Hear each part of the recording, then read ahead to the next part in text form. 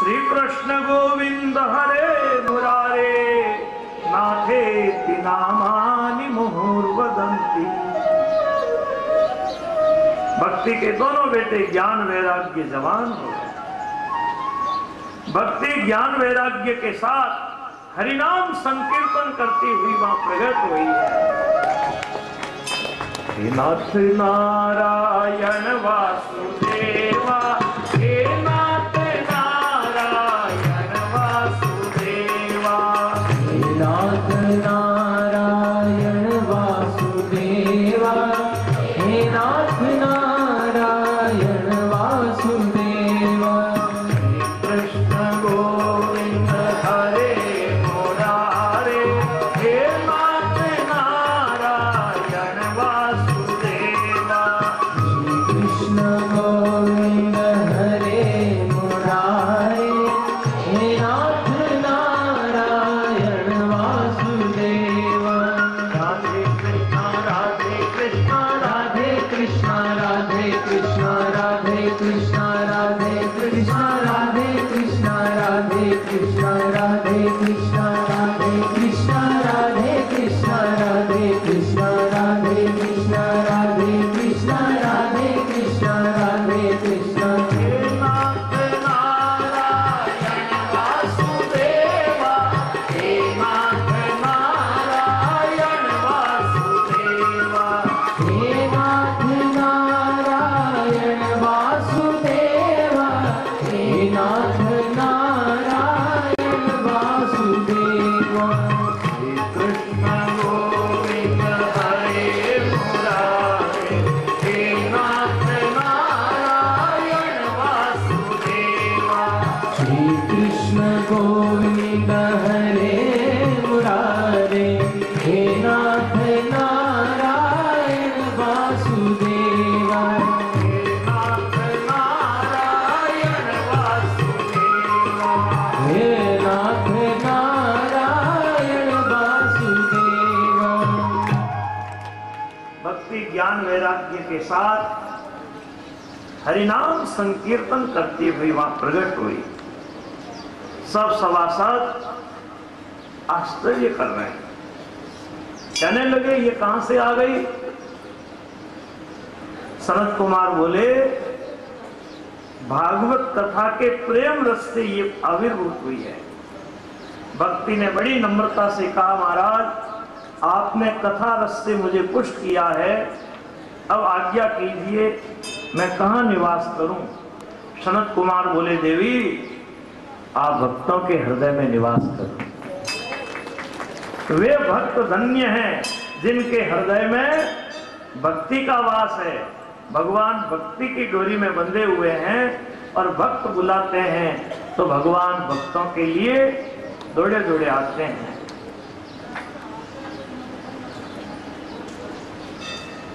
भगवान को तो बुलाने वाला चाहिए ना, बुलाओ भगवान को। कौन कहता है भगवान आते नहीं। अच्युतं केशवं कृष्ण दामोदरं राम नारायणं जानकी वल्लभम्। अच्युतं केशवं कृष्ण दामोदरं राम नारायणं जानकी वल्लभम्। राम नारायणं जानकी वल्लभम्।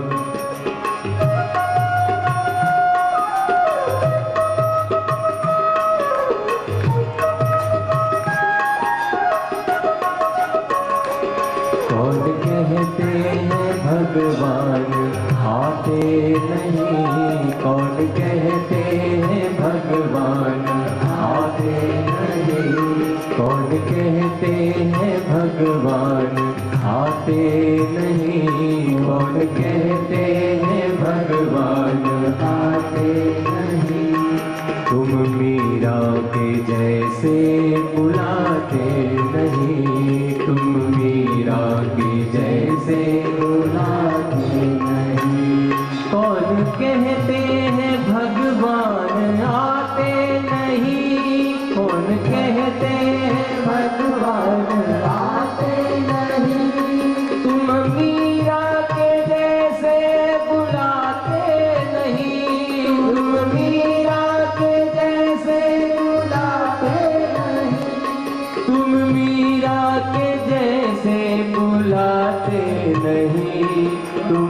मीरा के जैसे बुलाते नहीं।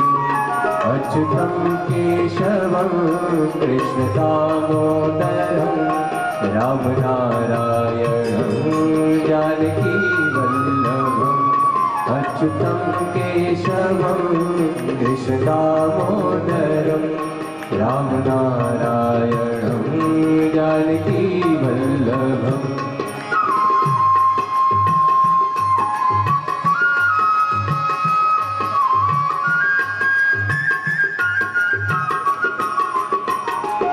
कौन कहते हैं भगवान नाचते नहीं। कौन कहते हैं भगवान नाचते नहीं। कौन कहते हैं भगवान नाचते नहीं। कौन कहते हैं भगवान नाचते नहीं।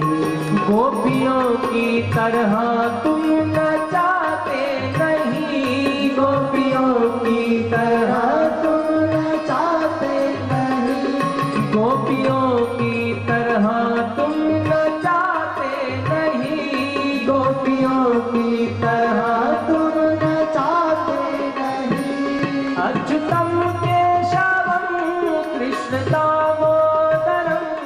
अच्युतम केशवम कृष्ण दामोदरम राम नारायणं जानकी वल्लभम। राम नारायणं जानकी वल्लभम।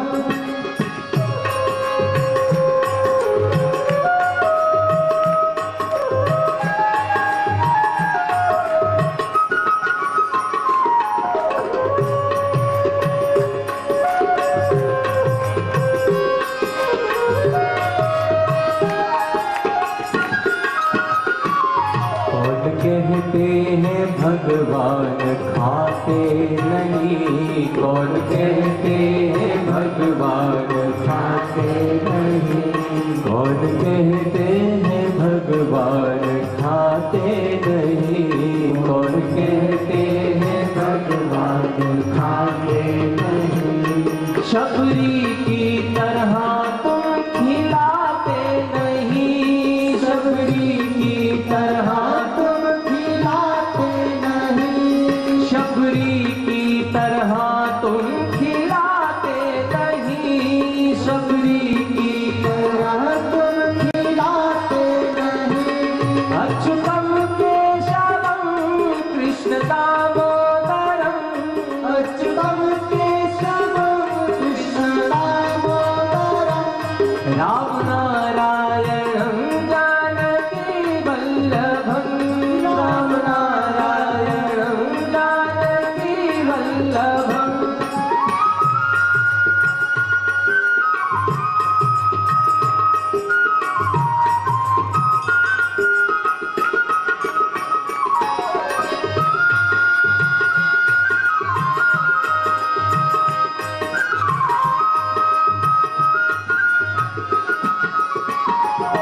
और कहते हैं भगवान सोते नहीं। और कहते हैं भगवान सोते नहीं। और कहते हैं भगवान सोते नहीं। और कहते हैं भगवान सोते नहीं। माँ यशोदा की जैसे सुलाते नहीं। माँ यशोदा की जैसे सुलाते नहीं। कौन कहते हैं भगवान सोते नहीं। कौन कहते हैं भगवान सोते नहीं। माँ यशोदा की जैसे सुलाते नहीं। माँ यशोदा की जैसे सुलाते नहीं। अच्युतम केशवम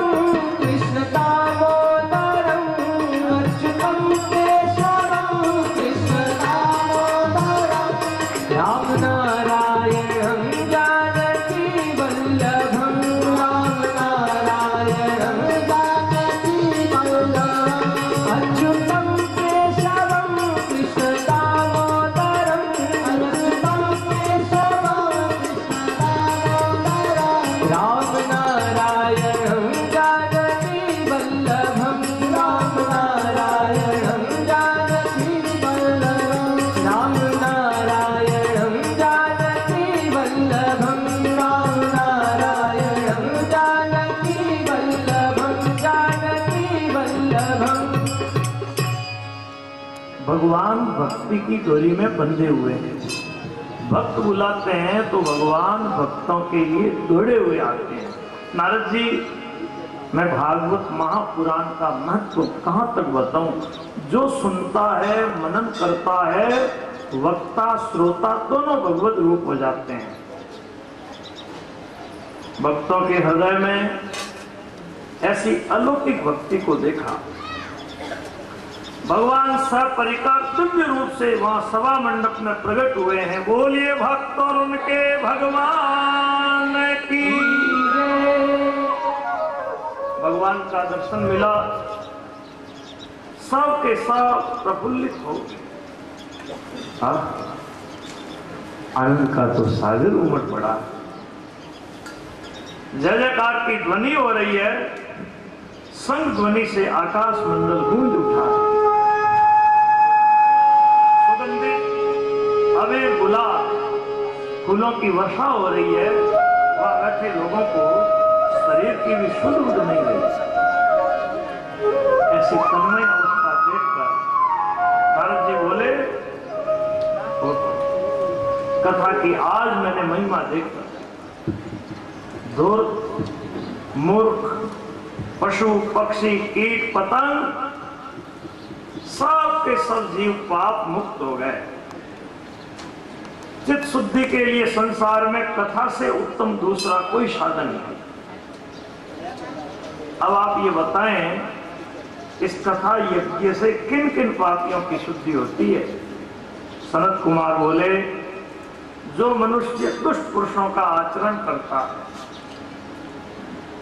जो निरंतर पाप कर्म करता है, जो कुमार्ग पर चलने वाला है, जो काम क्रोध रूपी आग से जलता रहता है, जो कुटिल स्वभाव का है, जो कामी है, ऐसे ऐसे पापी जीव इस कथा यज्ञ से पावन हो जाते हैं।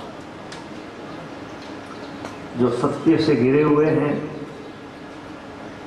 माता पिता को कष्ट देने वाले हैं, जो कुल कलंकी, जिनके जीवन में आश्रम धर्म का भी पता नहीं, जो दूसरों की उन्नति सहन नहीं कर सकते हैं, जो हिंसा करने वाले हैं, ऐसे ऐसे पापी जीव भी इस कथा में आकर बैठ जाएं तो वे कथा श्रवण से पाप मुक्त हो जाते हैं।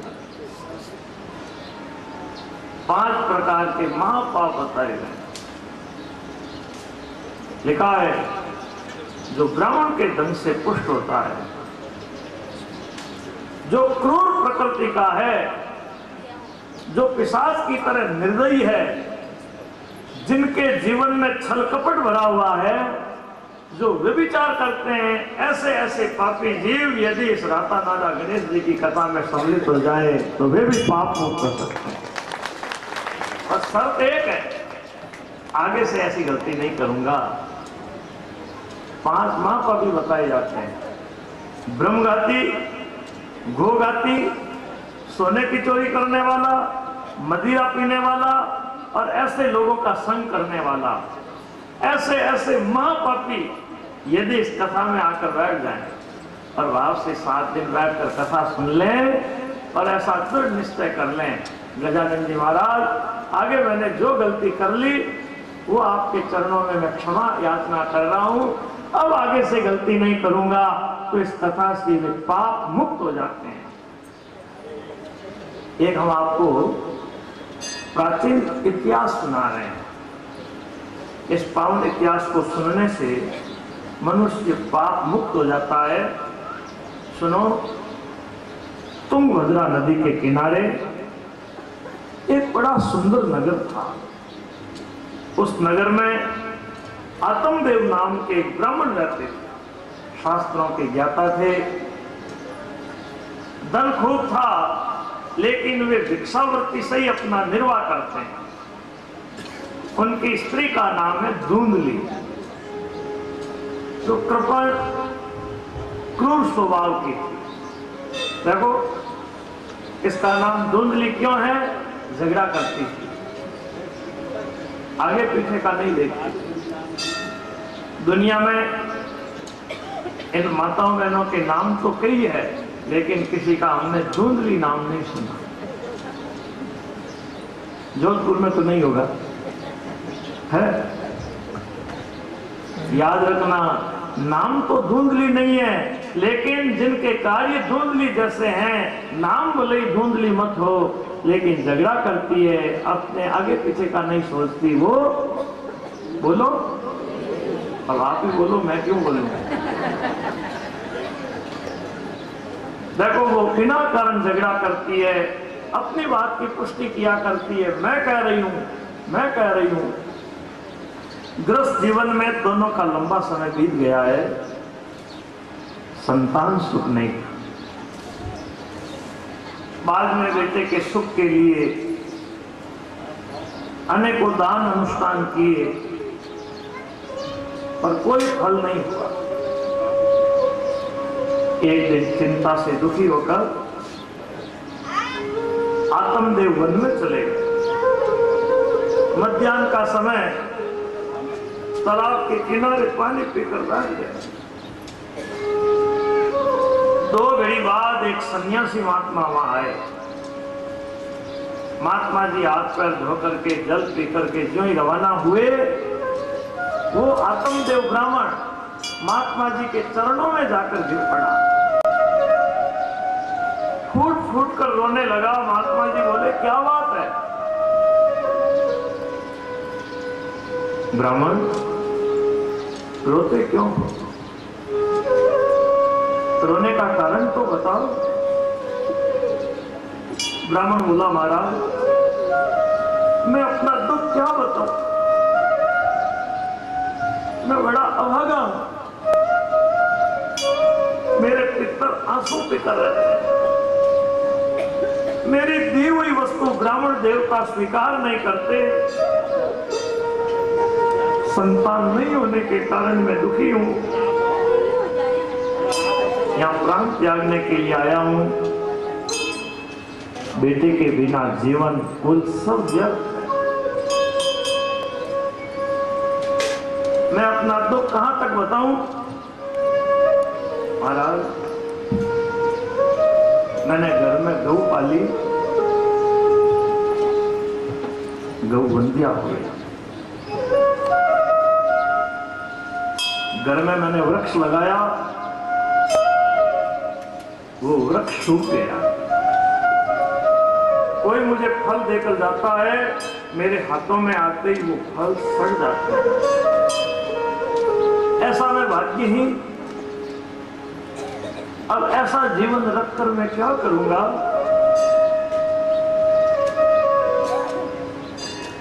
महाराज, आप दयावान हैं, दयावानों की विभूतियां परोपकार के लिए होती है। आपकी शोभा दान करने से होती है। कोई हाथों में अच्छे अच्छे कंगन पहन लेता है, हाथों में अच्छे अच्छे कंगन पहनने से कोई हाथ की शोभा नहीं होती है। हाथ की शोभा होती है दान करने से।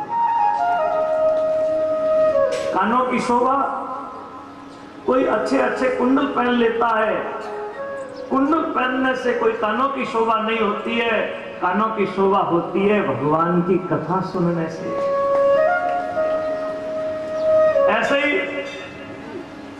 शरीर की शोभा कोई अच्छे आभूषण धारण करने से या अच्छे कपड़े पहनने से नहीं होती है। शरीर की शोभा होती है परोपकार से। किसी की सेवा करोगे तब शरीर की शोभा है। याद करो, नदियां अपना जल स्वयं नहीं पीती।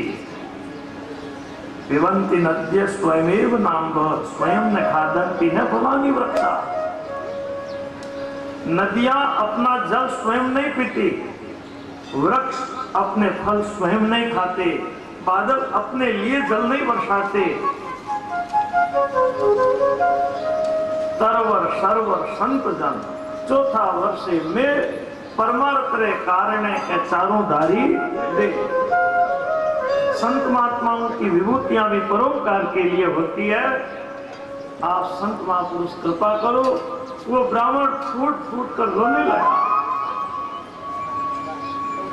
ब्राह्मण को दुखी देखकर सन्यासी महाराज को दया आ गई। महाराज ने ब्राह्मण के ललाट की रेखाएं देखी, ब्रह्माक्षर बांचे और बोले, ब्राह्मण, मुंचा ज्ञानम प्रजारूपम बलिष्ठा कर्मणो गति विवेकम तु समासाद्य त्यज संसार वासनाम। ब्राह्मण, बेटे का मोह छोड़ दो। कर्म की गति बड़ी बलवती है, कर्म गति काली ना कर ले।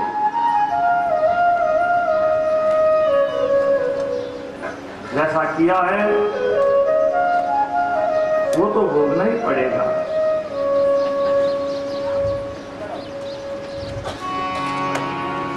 लिखा है,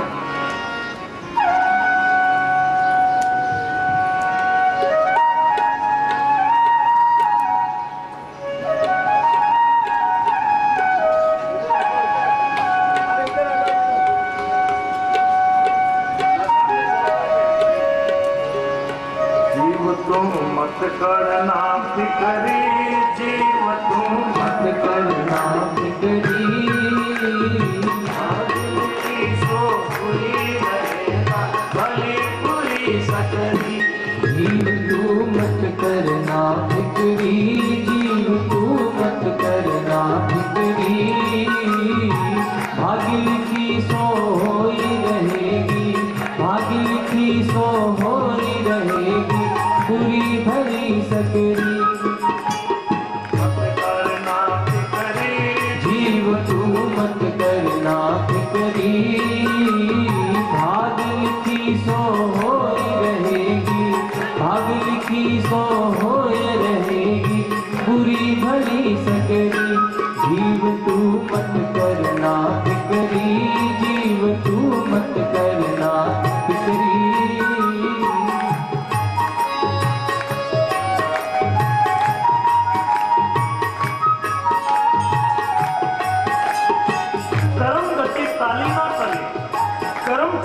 बबूत लगाए।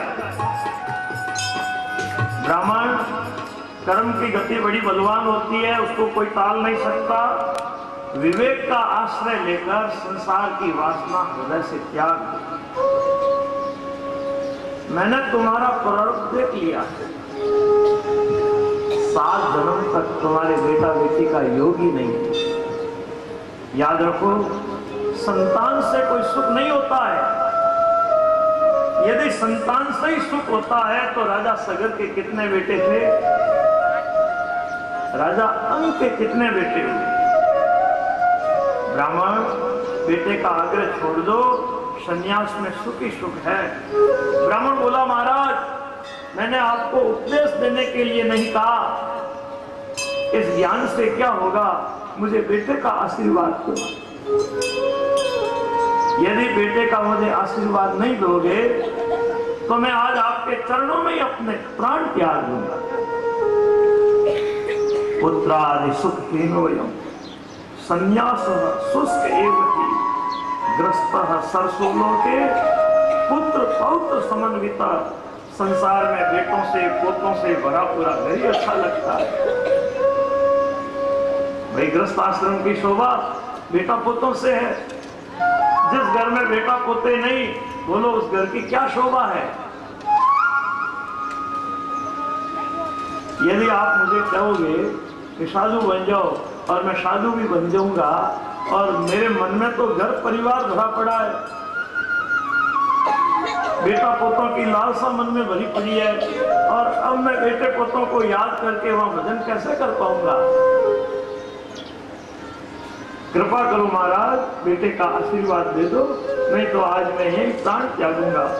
महात्मा जी ने देखा, क्या करूं, झोले में से एक फल निकाल कर दिया, जाओ अपनी स्त्री को ये खिला देना, उसको कहना 1 वर्ष तक वो यम नियम से रहें। महात्मा जी वहां से चले गए। ब्राह्मण वो फल लेकर घर पहुंचे हैं। अपनी स्त्री को उन्होंने वो खाने के लिए फल दिया और कहा कि महात्मा जी ने आशीर्वाद दिया है, खा लो, बेटे का सुख होगा, यम नियम का पालन करो।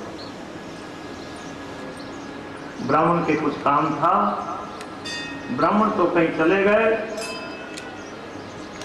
वो स्त्री जिसका नाम था, बोलो, धुंधली, उसने वो फल नहीं खाया।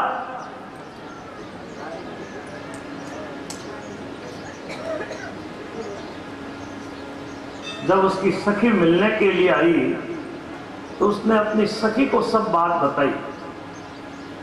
देख सखी, मुझे बड़ी चिंता हो रही है, मैं इस फल को नहीं खाऊंगी। फल खाऊंगी तो गर्व रहेगा, पेट बढ़ जाएगा, भूख मारी जाएगी, घर का कामकाज भी नहीं कर पाऊंगी, उठना बैठना भी कठिन हो जाएगा, कहीं गर्भ टेढ़ा हो गया तो मुझे मरना पड़ेगा, मैं अस्वस्थ गर्भवती घर में पड़ी रहूंगी, गांव में चोर डाकू आए तो भागूंगी कैसे, मैं तो घर में गर्भवती पड़ी रहूंगी, और मेरी वो ननंद आई घर का सामान उठा कर ले गई तो। ऐसे भी बेटे का लालन पालन एक समस्या है। मेरी समझ में तो वंध्या या विधवा स्त्री सुखी है, ऐसे ऐसे वो कुत्तर कर रही है। उसने फल नहीं खाया। जब पति ने आकर पूछा फल खा लिया, झूठ बोल गई, हाँ फल खा लिया। पत्या पुष्पम फलम भुक्तम भुक्तम चेतितयोरितम। एक दिन उसकी बहन, छोटी बहन थी, वो मिलने के लिए आई। अब उसने अपनी बहन को सब बात बताई। बहन बोली तू चिंता मत कर, मेरे गर्भ है, मेरे पतिदेव को थोड़ा सा धन दे देना, जब मेरे बेटे का जन्म होगा तो मैं अपना बेटा तुझे दे दूंगी, मैं संसार में ऐसा प्रचार कर दूंगी, मेरे तो 6 महीने का होकर चला गया, परीक्षा के लिए तू ये फल गाय को खिला दे। अब देखो लुगाई अकल तो बच्चे इतनी हो गए। मैं एक दिन पूछी वाया ने, हमारी अकल कटे है? तो वाया बोली, बोलो, जयराम जी की। अब देखो जैसा उसकी बहन ने कहा वैसा ही उसने किया। वो फल गाय को खिला दिया और वो गर्भवती का स्नान करके घर में रहने लगी। अब जब बहन के बेटा हुआ तो वो बालक चुपचाप धुंधली को दे दिया। धुंधली ने अपने पतिदेव को सूचना दे दी बेटे का जन्म हो गया। अब आत्मदेव इतने आनंदित हुए हैं, घर में उत्सव मनाया है। वो धुंधली कहने लगी, प्राणनाथ, मेरे आंचल में दूध दे, ऊपर के दूध से कैसे बालक का पालन पोषण होगा? सुना है मेरी बहन के बेटा हुआ और मर गया, मेरी बहन को यहां बुला लो, बहन बालक का पालन पोषण कर देगी। अब जैसा स्त्री ने कहा पति ने वैसा ही किया। समय आने पर अब 3 महीने बाद ही देखो गाय के भी बेटा हुआ। संतों का वाक्य झूठा नहीं जाता है। संतों ने आशीर्वाद दिया था ना, ये फल खिला देना, बेटे का शुभ होगा। अब देखो स्त्री ने वो फल खाया नहीं, वो फल खिलाया गाय को, तो आज गाय के बेटा हुआ। पूरा शरीर मनुष्य आकृति में और उसके कान है वो गाय के कान जैसे। दूर दूर से लोग देखने के लिए आ रहे हैं। सुना, गाय के बेटा हुआ, लोग देख रहे हैं, गाय के बेटा हुआ और आपस में आश्चर्य कर रहे हैं। कहने लगे पहले तो ये ब्राह्मण बेटा बेटी के लिए रोता था, पर अब देखो घर में गायों के भी बेटे हो रहे हैं। गाय के कान जैसे कान हैं। आत्मदेव ने उस बालक का नाम गोकर्ण रखा। धुंधली के बेटे का नाम धुंधकारी रखा। गोकर्ण जी ज्ञानी पंडित हुए, लेकिन धुंधली के बेटा वो धुंधकारी बड़ा क्रूर प्रकृति का, बड़ा दुराचारी, वेश्यागामी निकला। उसके जीवन में कोई पवित्रता नहीं। वो दीन अंधे प्राणियों को सताता है, लोगों के घरों में जाकर आग लगा देता है। कुत्ते पालने का शौक, चोरी करता है, चंडाल लोगों का संग करता है, खेलते बालकों को ले जाकर वो कुएं में गिरा देता है, वेश्याओं के कुसंग में पड़ गया। पिता का सारा धन उसने नष्ट किया है। एक दिन पिताजी को पीटने लगा, घर में सोने चांदी के जितने बर्तन थे उठाकर ले गया। पिताजी को बड़ा दुख हुआ, बेटा नहीं था तो मैं सुखी था। वो पुत्र बड़ा दुखदायी होता है। आज गोकर्ण जी अपने पिताजी को समझा रहे हैं, पिताजी क्यों रो रहे हैं? पिताजी, मोह माया ने छोड़ क्रोध ने तजरे, क्रोध ने हरि उमर बीती जाए, राम ने भजरे। हारो अवसर भी तो जाए, हरि ने भजरे। हरि मोह माया ने छोड़ क्रोध ने तजरे, क्रोध ने तजरे। हरि उमर बीती जाए, राम ने भजरे। वो धरो अवसर की तो जाए, हरि ने भजरे। हरि जगमग डोले, नाम ढोलारी लजरे, ढोलारी लजरे। हरे सिर पर घूमे ताल अगाड़ी कलरे। वो थारे सिर पर घूमे काल अखाड़ी चल रे। हरि मोह माया ने छोड़ क्रोध ने तजरे, क्रोध ने तजरे। हरि उमर बीती जाए, राम ने भजरे। वो थारो अवसर की तो जाए, हरि ने भजरे। हमें आँख सुधी के नाय कान गया रुक रे, कान गया रुक रे। हरे गोदों में ताले दर्द कमर गई झुक रे। वो थारे गोदों में चाले, दर्द कमर गई झुक रे। वो थारी मोह माया ने छोड़ क्रोध ने तजरे, क्रोध ने तजरे। थारी उमर बीती जाए, राम ने भजरे। वो धरो अवसर की तो जाए, हरि ने भजरे। हरि करनी छोड़ी प्रीत नहीं हरि अगरे, नहीं हरि अधरे। हरा देता बोले बोल मरेला सकरे। वो धारा बेटा बोले बोल मरे राखद रे। वो थारी मोह माया ने छोड़ क्रोध ने तजरे, क्रोध ने तजरे। थारी उमर बीती जाए, राम ने भजरे। वो धरो अवसर भी तो जाए, हरि ने भजरे। जब कहे कबीरा दास कांडा तेरा लग रे, कांडा तेरा लग रे।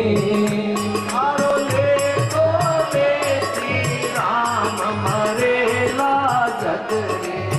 वो धारो खोले श्री राम मरे राजग रे।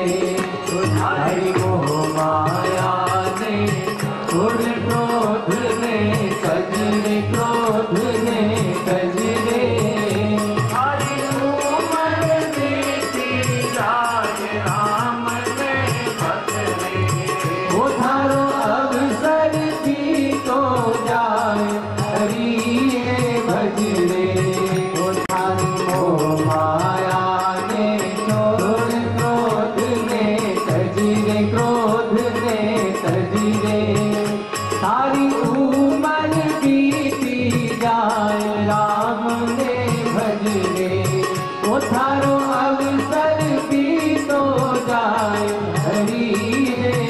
रे, सारी उम्र बीती जाए राम ने भज रे।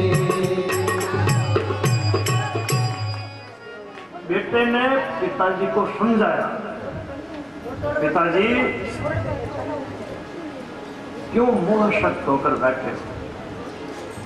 बेटे के उपदेश से आत्मदेव वन में गए और वहां भगवत भाव से भागवत जी के 10वें स्कंद का पाठ करते हुए वे भगवत स्वरूप को पा लेते हैं। बोलिए आनंद कंद भगवान की जय। सूत जी बोले, हे सोनाथ, पिता के मरने पर एक दिन धुंधकारी अपनी मां को भी पीटता।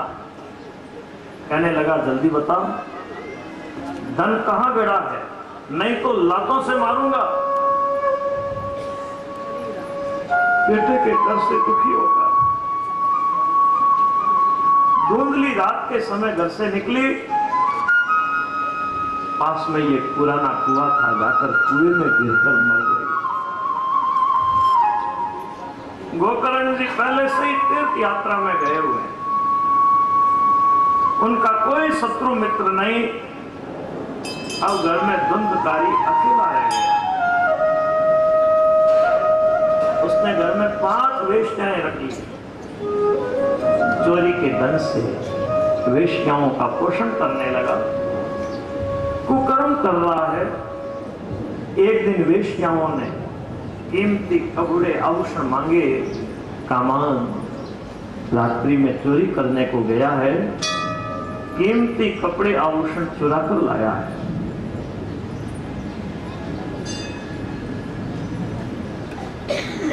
रात्रि में वेश्याओं ने देखा, ये तो नित्य चोरी कर रहा है, एक दिन राजा इसको पकड़ेंगे, मृत्यु दंड देंगे, हमें भी दंड मिलेगा, सारा धन राजा ले जाएंगे। जब इसको मरना ही है तो धन की रक्षा के लिए हम स्वयं ही इसको क्यों नहीं मार देते। जब धुंधकारी नींद में सो रहा था, दुष्टाओं ने रस्सी से उसके हाथ पैर बांध दिए, गले में रस्सी से फांसी लगाई। जब वो जल्दी नहीं मरा तो जलते हुए अंगारे लाकर उसके मुंह में ठोंस दिए। छटपटाकर धुंधकारी मर गया। दुष्टाओं ने घर के आंगन में खड्डा खोदकर उसको गाड़ दिया।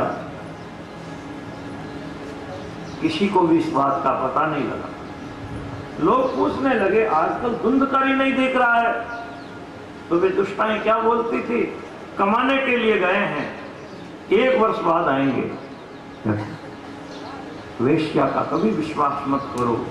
लिखा है, भाई बहन, पर नारी पैनी छुरी 5 ठोर सो खाए, धन हरे जोबन हरे पत पंचों में जाए, जीवित काटे काल जो मुआ नरक ले जाए। वे दुष्टाएं धन लेकर वहां से कहीं भाग गई। धुंधकारी अपने कुकर्मों से भयंकर प्रेत हो गया। वायु रूप धारण करके भूख प्यास से व्याकुल होकर हा देव जोर जोर से चिल्लाने लगा। गोकर्ण जी ने थोड़े समय के बाद सुना, धुंधकारी की हत्या हो गई। उसके निमित्त गया में श्राद्ध करते।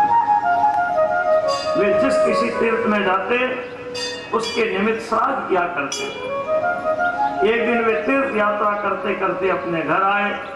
रात्रि में घर के आंगन में सो रहे हैं। आधी रात के समय धुंधकारी भयंकर रूप धारण करके आया। कभी भेड़ा बनता है, कभी भैंसा बनता है, कभी क्या रूप, नाना रूप दिखाने लगा। तो साधारण मनुष्य के रूप में सामने आया। गोकर्ण जी ने पूछा, कौन हो? प्रेत हो, पिशाच हो, राक्षस हो, बोलो कौन हो? क्या किसी दुर्गति में गए हुए हो? धुंधकारी की बोलने की शक्ति नहीं, अंगुली से संकेत कर रहा है। गोकर्ण जी ने कमंडल में से अंजलि में जल लिया, मंत्र बोलकर जो ही जल का छींटा दिया, पाप नष्ट हुए, बोलने की शक्ति आई। बोला अहम भ्राता वेदियोस्मि धुंधकारी इति नामतः स्वकीयनेव दोषेण ब्रह्मत्व नाशितम मया। भाई मैं तुम्हारा ही भाई धुंधकारी हूं, मेरे को कर्मों की कोई गिनती नहीं। मैंने स्वयं ने अपना ब्राह्मणत्व को खत्म किया है। वेश्याओं ने मुझे पूरी तरह से मारा, मेरी हत्या करके मुझे घर के आंगन में गाड़ दिया। भाई मैं प्रेत हो गया, केवल वायु पीकर रहता हूं। दयालु भैया मैं प्यासा हूं, मुझे जल पिलाओ। मेरा मुंह सुई की तरह है, मैं स्वयं जल नहीं पी सकता, तुम्हारे द्वारा दिया हुआ जल ही मुझे मिलेगा। त्वयादत्तं लभे जलम, उद्धार करो भाई, मैं कष्ट में हूं। गोकर्ण जी की आंखों में आंसू आए। बोले भाई मैंने तो तुम्हारे निमित्त गया में पिंडदान भी किया, फिर तो मुक्त क्यों नहीं? बड़ा आश्चर्य है। प्रेत बोला भाई गया में एक क्या 100 श्राद्ध करो, मेरी मुक्ति नहीं होगी, आप कोई दूसरा उपाय सोचो। गोकर्ण जी को बड़ा आश्चर्य हुआ। बोले भाई तब तो तुम्हें इस योनि से मुक्त करना कठिन है, असाध्यम मोचनम तव। अच्छा इस समय तुम अपने स्थान पर जाओ, मैं विचार करूंगा, तुम्हारी मुक्ति का कोई दूसरा उपाय करूंगा। गोकर्ण जी के कहे वचन के अनुसार प्रेत अपने स्थान पर चला गया। इधर गोकर्ण जी को रात भर नींद नहीं आई, चिंता करते रहे प्रेत की मुक्ति कैसे हो, प्रेत का उद्धार कैसे हो। सोचते सोचते सुबह हो गई। सुबह गांव के लोगों को पता लगा कि गोकर्ण जी आ गए हैं। सब इतने बड़े प्रसन्न हुए। सब लोग जब गोकर्ण जी से मिलने के लिए आए हैं तो गोकर्ण जी ने रात में जो घटना घटी वो सबके सामने सुनाई। प्रेत की मुक्ति का उपाय सोचने लगे, लेकिन कोई भी प्रेत की मुक्ति का उपाय नहीं बता सका। बोलो तब सभी की सम्मति से गोकर्ण जी ने मंत्र के द्वारा सूर्य भगवान का स्तंभन कर प्रेत की मुक्ति का उपाय पूछा। तब सूर्य भगवान बोले श्रीमद् भागवतान मुक्ति ही सप्ताहे वाचनम कुरु। भागवत सप्ताह वाचन से प्रेत की मुक्ति होगी। गोकर्ण जी बड़े प्रसन्न हुए। अब गोकर्ण जी ने सप्ताह वाचने का निश्चय किया है। जब कथा के निश्चय को सुना तो देखिए बड़ी संख्या में लोग कथा सुनने के लिए वहां आए हैं। अब वो प्रेत भी वहां आया। हवा रूप होने के कारण बाहर तो कहीं टिक सकता नहीं। 7 पेरी का एक बांस था, बांस में घुस गया, नीचे की पेरी में जाकर बैठ गया। गोकर्ण जी पहले स्कंद से कथा आरंभ करते हैं। शाम के समय जब कथा को विराम दिया, बांस की एक ग्रंथि फट गई। दूसरे दिन दूसरी ग्रंथि, तीसरे दिन तीसरी ग्रंथि, 7 दिनों में बांस की 7 ग्रंथियां फट गई और धुंधकारी प्रेत योनि से मुक्त होकर दिव्य रूप धारण करके प्रकट हुआ। मुकुट कुंडल सुशोभित है। गोकर्ण जी को प्रणाम करके बोला भाई आपने मेरा उद्धार कर दिया। प्रेत बाधा दूर करने वाली ये भागवत की कथा धन्य है। धन्या भागवती वार्ता प्रेत पीड़ा विनाशिनी, जिसके प्रभाव से आज मैं प्रेत योनि से मुक्त हो गया हूं। सप्ताह कथा भी धन्य है। कथा सुनते हैं तो जीव को भगवत धाम वैकुंठ की प्राप्ति होती है। जब व्यक्ति कथा सुनने का संकल्प करता है, अरे राता मैडम में गणेश चतुर्थी के उपलक्ष्य में प्रथम बार ये कथा का आयोजन हो रहा है, भाई मैं तो अब 7 दिन गजानन जी के चरणों में बैठूंगा, 7 दिन में बैठकर भाव से कथा सुनूंगा। जब ऐसे भाव भी बन जाते हैं तो शरीर में जितने पाप है वे सब कांपने लगते हैं। अब कहां जाए, ये कथा तो हमारा प्रलय कर देगी।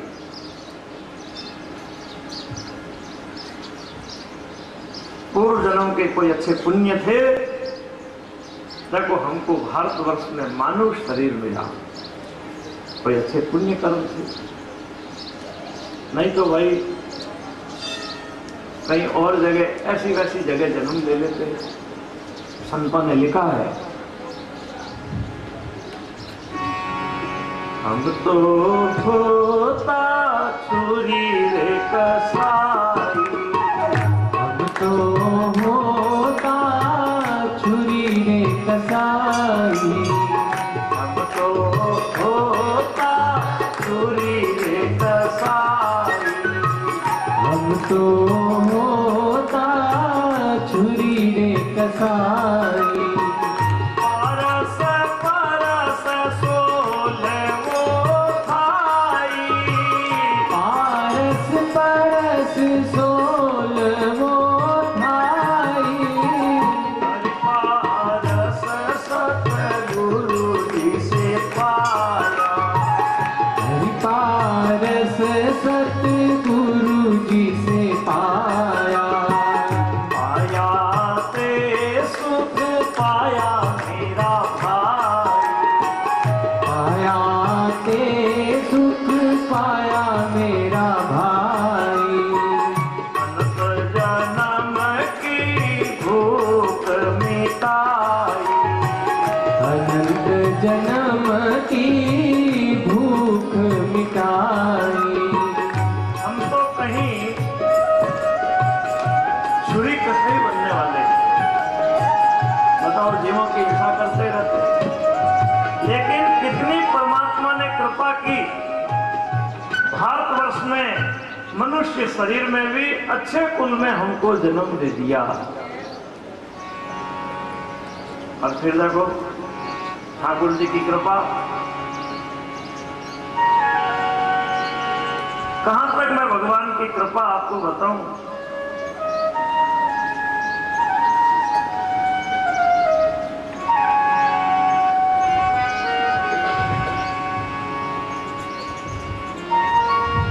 कृपा परस रही जी परस रही, मारे हरि जी कृपा अपा, कृपा बरस रही जी बरस रही, हरे प्रभु की बड़ी रे अपार। कृपा बरस रही जी बरस रही, भाई समझे तो बेड़ा पार, कृपा परस रही जी परस रही, भाई समझे तो बेड़ा पार। कृपा बरस रही जी बरस रही, पहली कृपा बिनख बनाया, पहली कृपा विनख बनाया। ठाकुर जी की कृपा है, ध्यान देना। उठाओ दोनों हाथ भाव से।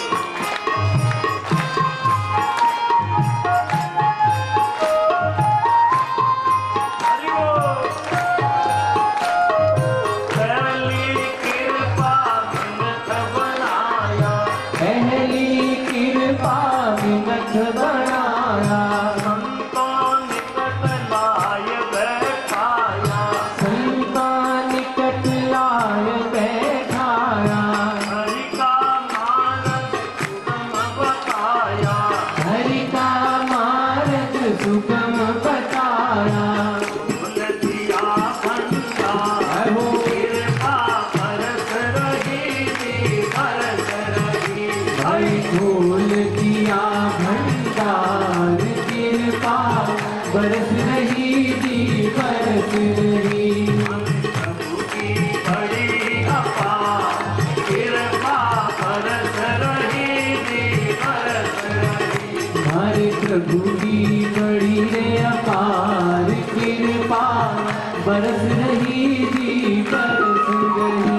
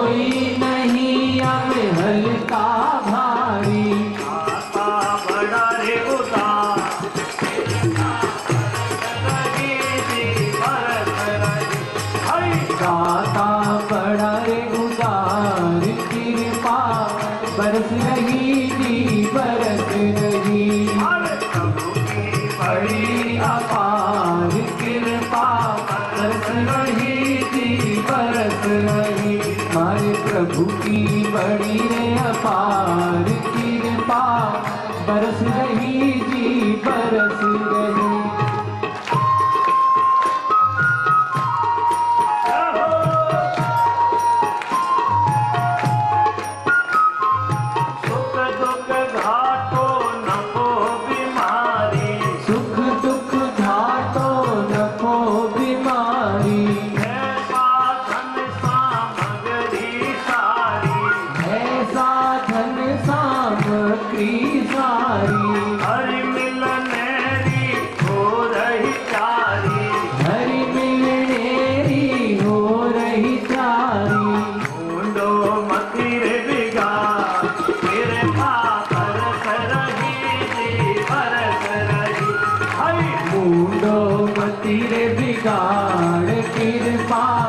बरस रही जी बरस रही, हमारे प्रभु की बड़ी रे अपार कृपा, बरस रही जी बरस रही।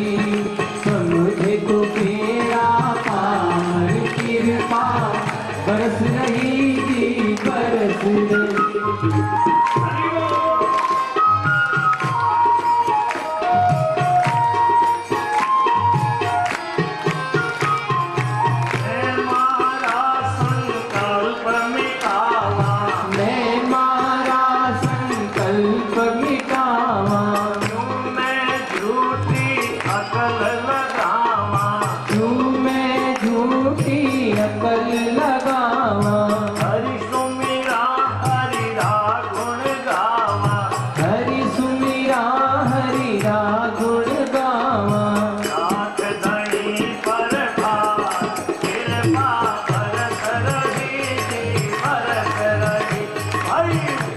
धनी पर भार कृपा, बरस रही जी बरस रही। हमारे प्रभु की बड़ी कृपा, बरस रही जी बरस रही। हमारे प्रभु की बड़ी रे अपार कृपा, बरस रही जी बरस रही।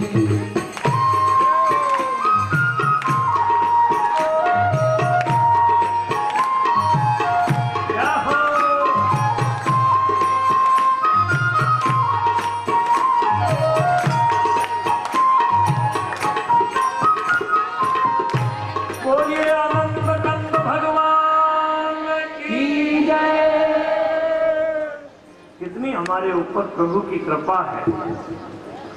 भारतवर्ष में हमको मानव तन दे दिया, मनुष्य शरीर दे दिया। यदि कहीं ऐसी वैसी जगह हमारे को जन्म दे देते तो बोलो क्या हम प्रभु भक्ति करते? कितनी कृपा की, ऐसा सुंदर मानव तन दिया और मनुष्य शरीर में भी कितना सुंदर विवेक दिया है। और प्रभु की कृपा देखो, राता नाला गणेश जी अपने चरणों में लाकर रखा देते हैं। अब क्यों मुंह बिगाड़ रहे हो भाई? अब क्यों मुंह बिगाड़ रहे हो? प्रभु की इतनी कृपा है, बताओ कभी तक सोचियो क्या ते मैं बैठा तो पुजारी जी जब यही को नहीं सोचियो वेला। देखो ठाकुर जी की कृपा है भाई। भारतवर्ष में जन्म पाकर भी जिसने कथा नहीं सुनी उनका जन्म देवताओं ने व्यर्थ बताया है। अच्छे अच्छे भोजन करके शरीर को खूब मोटा ताजा किया, कौन सा नया काम हुआ भाई? शरीर तो नश्वर है। काची काया मन अथिर, थिर थिर काम करन, ज्यों ज्यों मन निगड़ फिरे त्यों त्यों काल असन। शरीर अस्थिर है। अस्थिर शरीर के द्वारा जो मनुष्य स्थिर धर्म आदि का उपार्जन नहीं करता है वो निरा पशु ही है। जिस कथा से मांस की ग्रंथियां फट गई, बताओ दत्तित होकर कथा सुनते हैं, हृदय की वासना नष्ट हो जाए तो कोई आश्चर्य नहीं। कथा सुनते हैं तो प्रभु भक्तों के हृदय में आकर विराजमान हो जाते हैं।